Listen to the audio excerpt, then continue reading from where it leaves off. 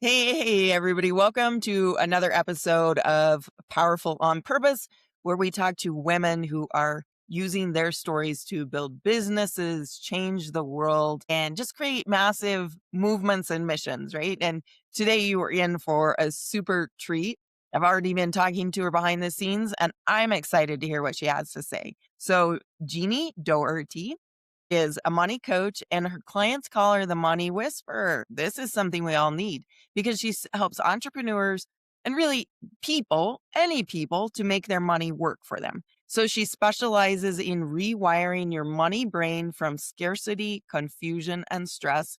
And there's always a little bit of that around money, and especially in the current global situation we find ourselves in, to a money maker who has clarity with ease and flow. I'm wanting me some of that because aren't you sick of the out of touch billionaires trying to rule the world, but just bleep it up with your money?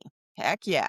It's time you become the financial powerhouse you deserve to be. So, welcome, Jeannie. Super excited to have you share your story and visit with us about getting the bleeping billionaires out of our money. Well, that's the thing. We were never going to get rid of them.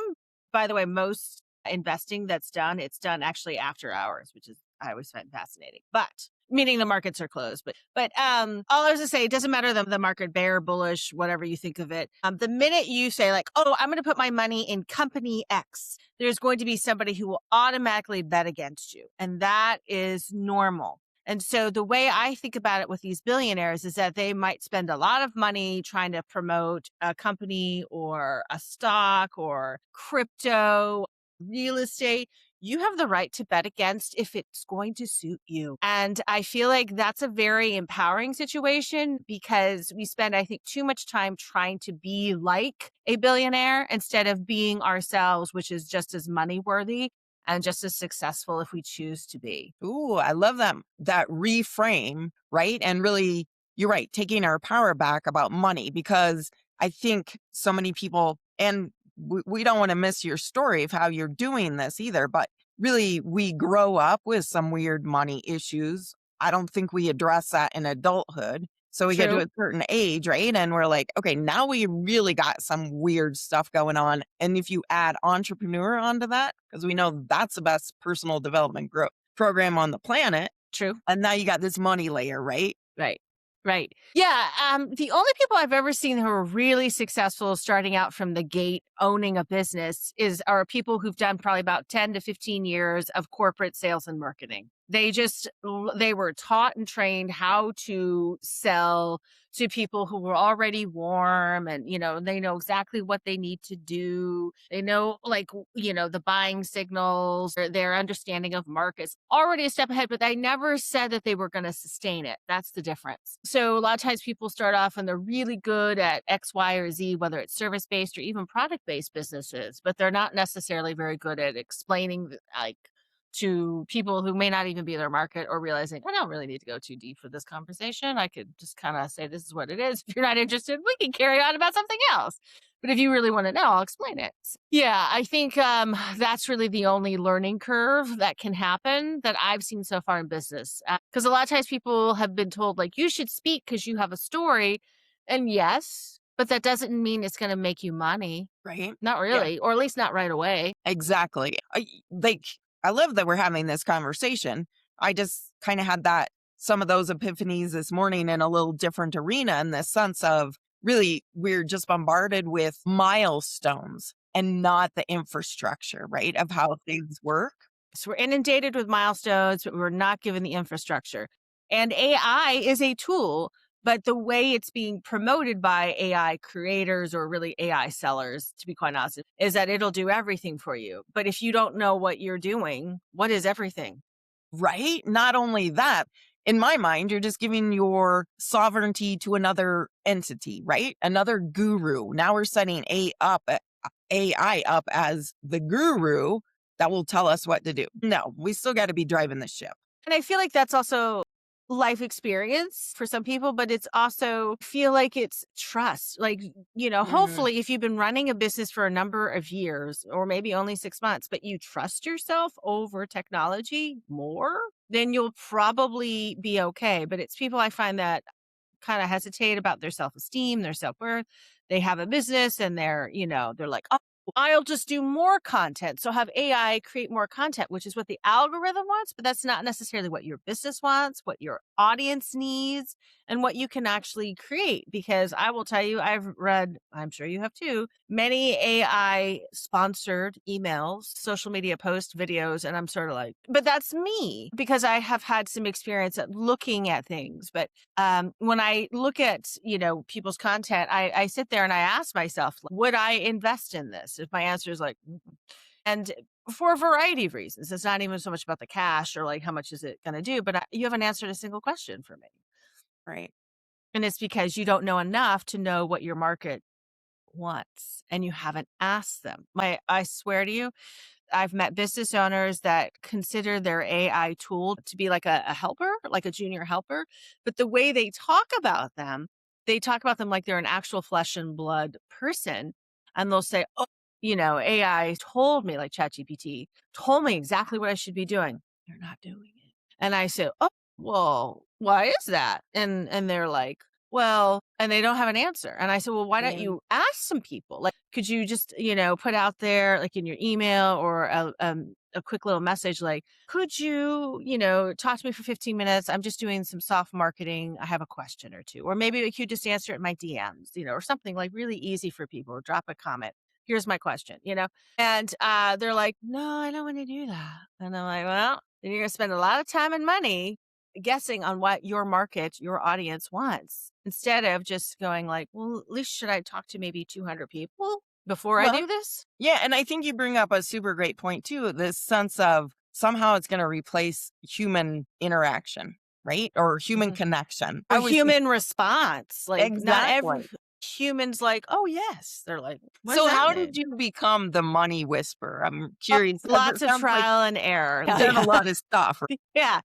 So, like, my story isn't one like I went to Wall Street and I, got a finance degree and I walked out the door. No, I've met people who've done that in the financial industry and I commend them greatly. Or they've been women in finance and they've worked in very male dominated wealth managing domineering positions. That's not what I did at all. I am actually trained as a mental health and substance abuse counselor. I still am. And I actually had a horrible tragedy, one of those things that could not be avoided. And that is both of my parents passed away from Alzheimer's. And yeah, we had no previous family history on either side. So it wasn't like, "Oh, we think this is going to happen." My dad got sick first. They did medication, particularly Aricept, if you are familiar with that drug, did nothing. Didn't stop or slow down the disease, even though we were kind of hoping and promised, kind of all at once. So it was like watching a train crash. It's going to happen, but it's just the rate of speed. So he went. And we kind of thought this was kind of the end of it. We'd never see it again.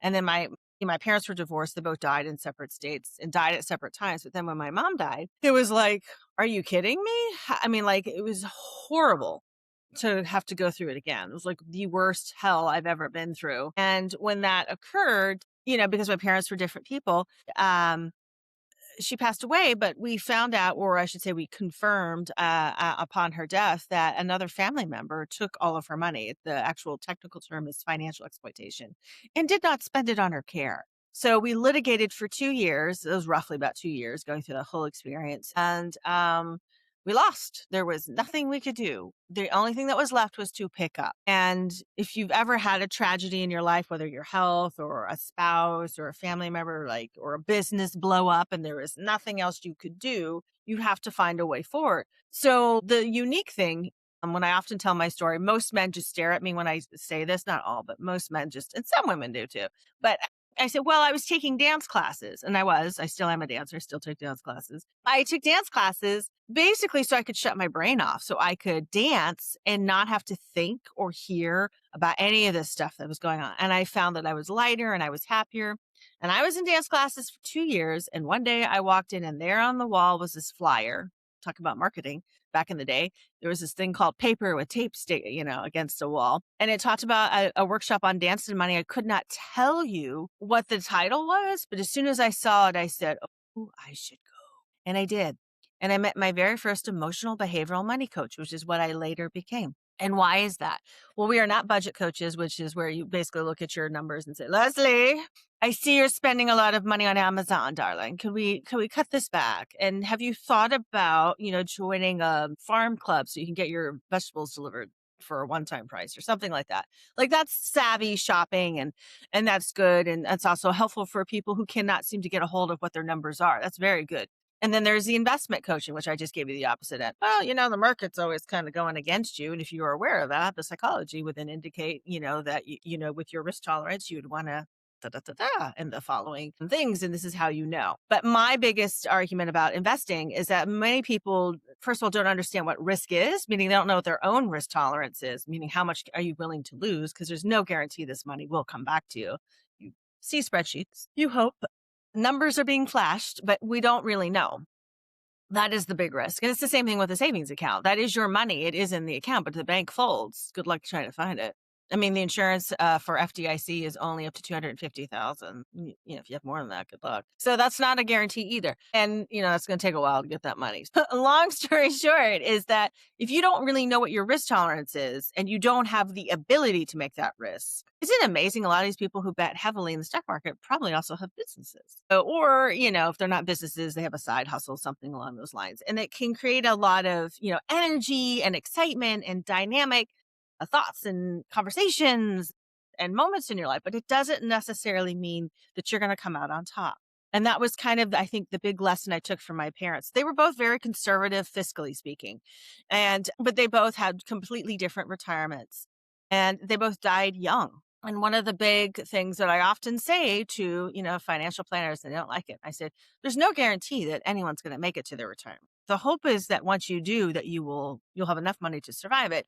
But the problem is that people are living longer and things are way more expensive than they ever were. And, just telling people to save their entire career isn't going to maybe cut it. Like, we're kind of at a precipice that it may not work for maybe Gen X and definitely millennials. Like, that may be a gigantic joke if you don't pay attention to how they're doing regulations, they're writing laws and all these other things. And I don't want to scare people because that doesn't help anybody.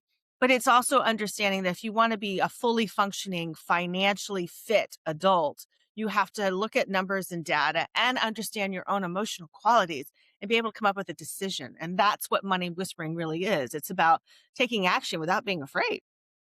Because you already looked at it. Like, you can always hire somebody if you have no idea what this is. But most of the time, people are kind of like, I don't see that. There's a problem. I don't know what you're talking about. It's not in front of my face. And it's like, it's right there. Sure. You Well, you could and you could make a around money. change. Yeah. And around money, because we got a lot of emotional baggage around that. Right?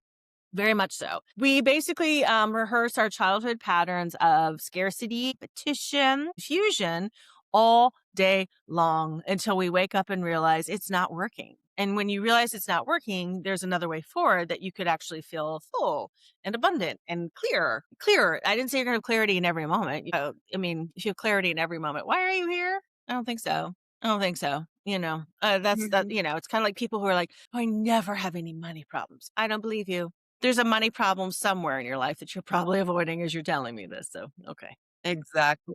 Exactly. So do you help people come up with plans then based on like their risk tolerance and what they want to achieve? Great question, Leslie. So I'm not a financial advisor. I don't sell you insurance. Thank God. But I can refer people who need, because that's what the whole point of getting licensed as a financial planner or advisor is, that you have to, they call them like your SE series 6s and 7s, all that stuff. I don't do any of that stuff. I am an emotional and behavioral money coach. What I do is I help you rewire your money brain so that you can actually do the things that you keep telling me you want to do with your money, and you can actually have the financial conversations and actually make those financial decisions that you need to make.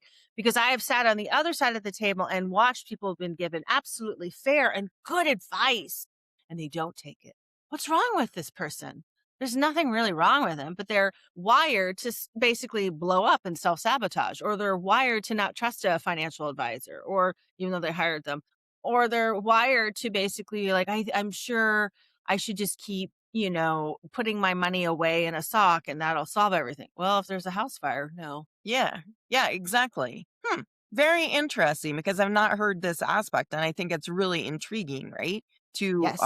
yeah, and really I can see how you could be super beneficial to probably everybody in the sense that let's just get out in the open and really look at what it is you want to do with money and how we can make that happen for you. Plus the rewiring. Yeah. Because what I find is either the number one or two reason, depending on the study that you look at for couples when they divorce, it's money. But I don't work with divorced couples or people on their way to divorce. Why? Because usually by that point, they're like, I'm done. And so you don't need a money coach at that point. What you need is, either a divorce coach, maybe a therapist, but that's where you're probably going to put your time and energy into it because the breaking of a relationship or dissolving a partnership is quite a process. So I work with couples who don't want to get divorced, but they're just trying to figure out how the hell do we get on the same page? And I see it's most often when couples are trying to get to retirement together. They're not necessarily going to retire at the same time. They don't necessarily want to go to the same state. And one of the sneaky little things out there, if you know the data, which is that more adults are choosing to divorce than doing at 50-ish, then they call it gray divorce, than actually going like, let's do another 30 years together. And you're like, not with this. No, not with this. No, no, no, no. I want to go have fun. I don't want to do that.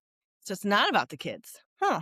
Well, tell me about that. Because as you and I both know, many, many, many people have stayed married for the sake of their children, not because they actually care about their spouse. Truth. Right. Yeah, exactly. But you're right. And I think, yeah, it's interesting that you found that stat because I think we all, when you say that, we're all like, oh, yeah, we see that happen, right? All around us. Right.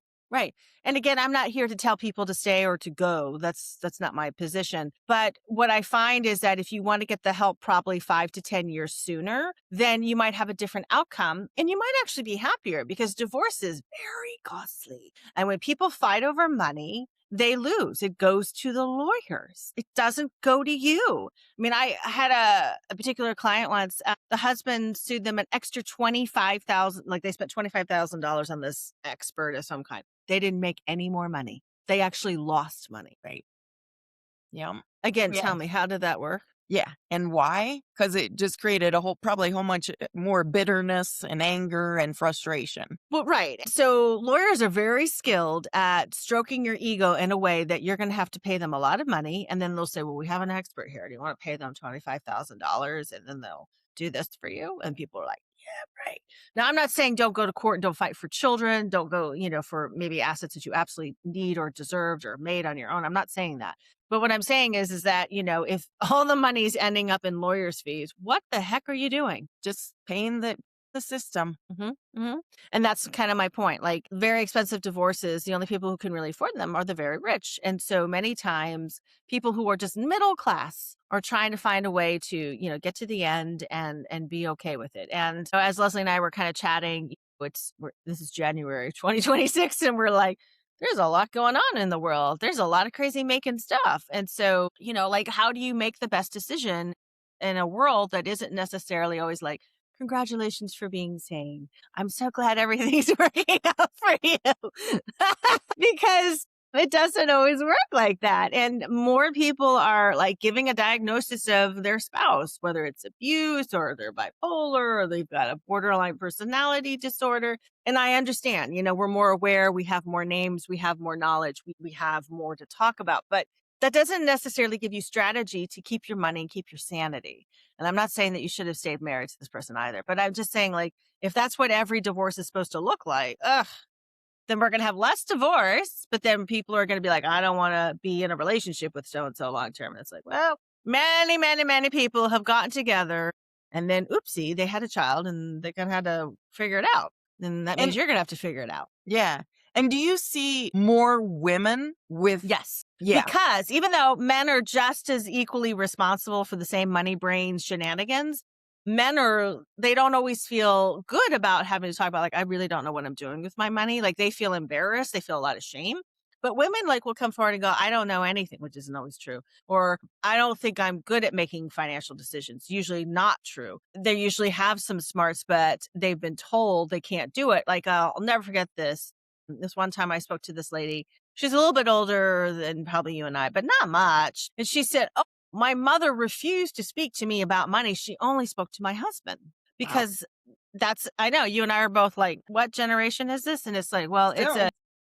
it's a thing I still see, Well, financial planners, I kid you not, they're looking for women between the age 50 to 55 who are divorced or single. Those are their ideal sweet spots. Is this bad? No. But there it means that they don't have to deal with a man having to tell them what to do.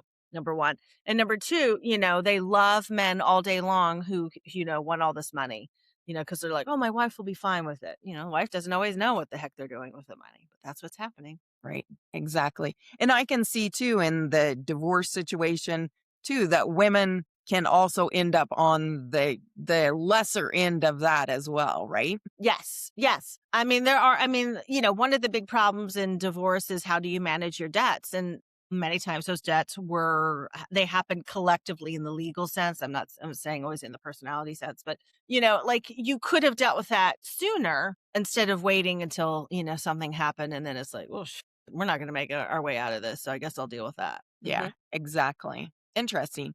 So, what is your advice for someone? Because I'm guessing sometimes people even don't even know they need you, right? Well, I wouldn't say that they don't know. They do, but they're not always sure if they should reach out to me. So Maybe that's it. I get the people who hesitate and I get the people who are like sending me private messages like you don't know what I've been through kind of thing. And I appreciate their honesty about what they have probably gone through. So what I hear is I really don't know how to do this. I mean, those are the people who I really work with. They're like, I really wish I was better at this. It's like, well, did you know you could learn? And if you need a financial advisor, I'm happy to send you to somebody who I think would be a good fit for you, meaning you'd actually feel like you're talking to your equal instead of like, well, because this is another thing that cracks me up. People want financial planning. And then, there's a fee to financial planning if you have a larger investment portfolio and then they refuse to pay for one. Why? This person's an absolute expert when it comes to your money. Oh, well, I don't, I just want to ask them a question. Okay. And they'll give you like, kind of what I call the surface information because they don't have enough information because they have to look at everything to give you a clear answer. And they don't Right. want that. And they don't want to pay for that. I mean, like, and these are people who make money, who have money in the bank account, have money in their investments. And so it's not about the amount of money. It's about your emotions and your thoughts and your patterns and behaviors. Well, I don't want to look like a fool. It's like, you already look like a fool. Go ask the question and pay for it. It's like, come on. Like, Yeah. where did we come up with this answer of like, and it's all competition in the brain instead of like, hi, Leslie, I really would appreciate you answering some questions about the following stocks. And then I was thinking about maybe, using this amount of money and I have some money over here in this account, but I'm not sure what's that going to look like with taxes and doing this on my own. Wow. What a great question, Leslie, that you could answer. Right. Well, and I find too that there is this disconnect too for women in, okay, so a man is telling us, right? We're going to believe it. Then maybe we get burned and we're like, okay, now where do we go? And instead of trusting our own selves. And frankly, I've been guilty of that, right? Took somebody else's advice when like what I was saying, that was the way to go. Yeah. Yeah. So, and then we're also stuck in this world of we want everyone to like us and we also want to be right. That's also part of this weird social media, I would say, backlash that we've had. Like choosing to appear, likable at all times is, first of all, not real. There's going to be times when people are not always going to agree with you for a variety of reasons. It doesn't matter whether it's grounded in sanity or reality, just let it go.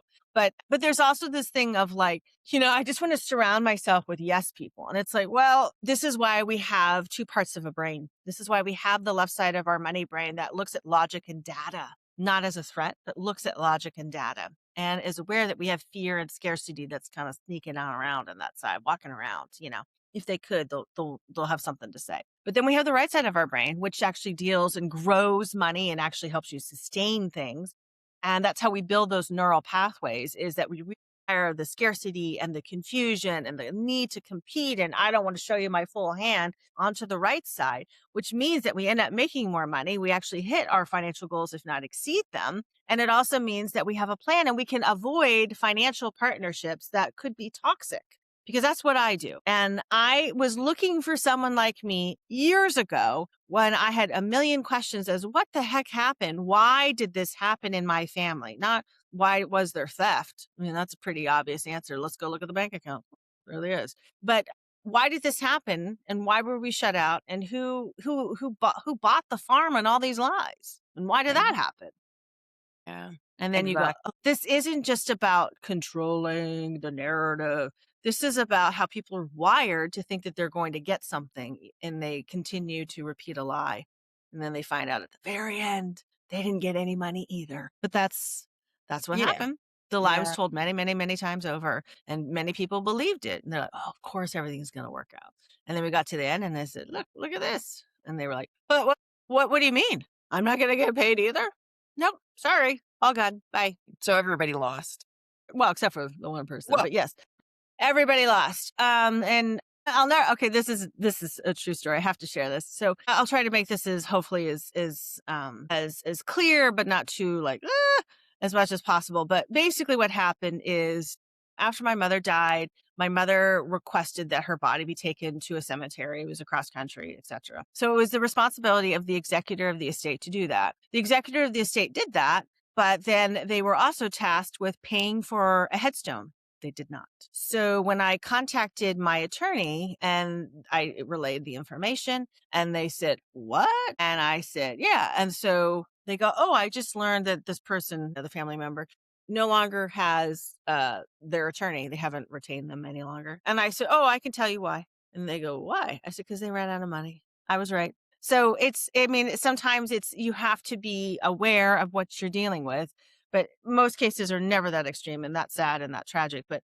if you don't know, then you're going to go down and have a ride instead of what you wanted, which was, I wanted to have a happier life and I wanted to face things that were, I could do collectively together, not just like I'm the only one going through this. right. Yeah, Exactly. And that's a powerful thing right there, right? right. Is like you're not alone out there going through these kind of things. Yeah, because when you're alone and isolated, you're more likely to believe the lies and you're more likely to get sucked into just, really bad stuff. I mean, like when I think about what the stuff that's, sometimes on social media that I chuckle at, people want to say, like, "Oh, I can't believe the following things were said by so and so." And I'm sort of like, why do you waste time, dealing with a celebrity that basically has no political savvy?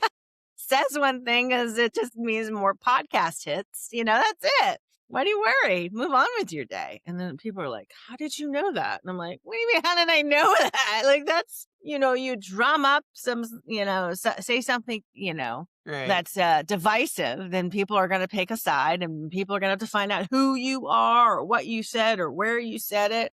And therefore you get lots Exactly. of hits Exactly. That's the and secret for hopefully, sure. hopefully some moolah because of it. I was gonna say, and that's always driving the engine, isn't it? So yeah, exactly. Well, I think we could go on forever because it's super interesting, and I think really an important topic and a different take on it.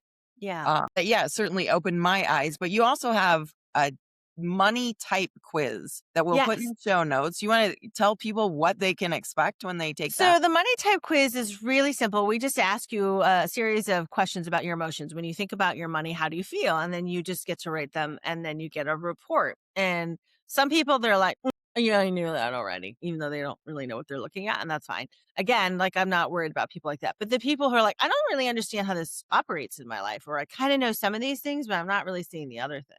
And so that's when I'm like, "Well, would you like to have a conversation?" And then we can talk a little bit more about your money psychology and how it works and how you could improve it if you want to. If you're like, "No," then that's exactly what's going to be. "No, I don't want to improve it." Life is full of choices. No worries. That's right. No harm, no foul. But yeah, definitely everybody will want to check that one out. Yeah, yeah, yeah. Yeah. Cool. Well, you have been super delightful and enlightening. Thank you, Opened our Leslie. eyes to a little different aspect of money. And I knew it was going to be a fun conversation just based on the bleep in the introduction. Based on the swearing that we edited for the audience because, we're ladies. We don't swear in public. That's right. Yeah. Yeah. Yeah, Yeah. yeah, Yeah. yeah, yeah, yeah. But behind the scenes, whole different story. Holy moly. So again, thank you so much for being here. It's Thank you, a Leslie. It was such pleasure. a pleasure. Yes. All right. Well, and make sure you subscribe to the channel because you do not want to miss more amazing women like Jeannie who are lighting up the world and bringing their gifts to better humanity. Let me just say it because that's what we're working on here. We need some different drivers of the bus.